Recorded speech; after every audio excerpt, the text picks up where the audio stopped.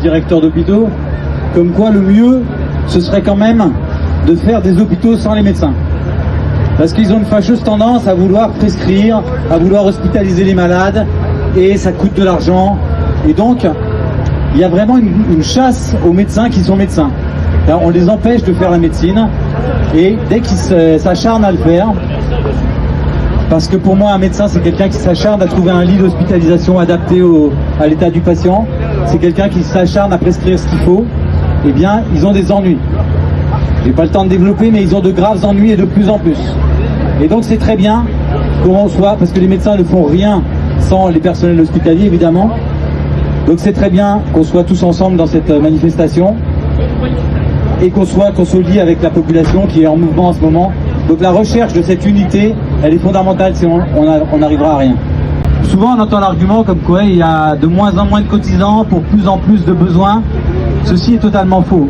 Il y a de plus en plus de cotisants. Il y avait 8 millions de cotisants en 1950, 18 millions en 1980, 27 ou 28 millions au début des années 2000.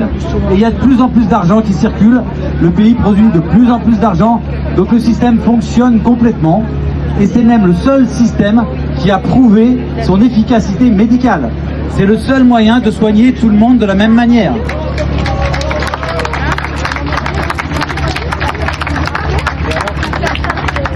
Et mon troisième malentendu, c'est le malentendu comme quoi les questions de la guerre ne nous concernent pas. La guerre en Ukraine, le génocide à Gaza, ce n'est pas notre affaire parce que nous, on s'occupe des hôpitaux en France. Eh bien, pour ceux qui ont entendu parler de la circulaire Vautrin, ils peuvent comprendre que cette histoire nous concerne au premier chef car on va être impacté et peut-être plus vite qu'on ne croit. Et le troisième malentendu, et donc, sur cette question, il faut qu'on s'organise à l'échelle même internationale. Il y a des tas de questions qui sont en débat en ce moment. Et donc, c'est complètement le rôle du syndicat, de tous les syndiqués, de s'occuper de cette question. Et le dernier malentendu, et après je m'arrête, le dernier malentendu, il se trouve là. C'est-à-dire je ne sais pas ce que va nous dire la délégation. Je suis pour qu'on mette la pression maximum pour obtenir des reculs. Et c'est très bien, il faut obtenir des reculs et la mobilisation permet d'obtenir le recul, ça a été démontré dans cette région.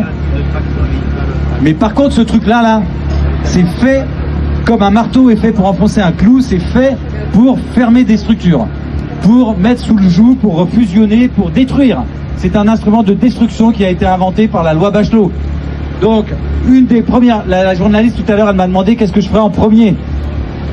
Je lui dis c'est difficile comme question, qu'est-ce que je ferai en premier pour redresser la situation?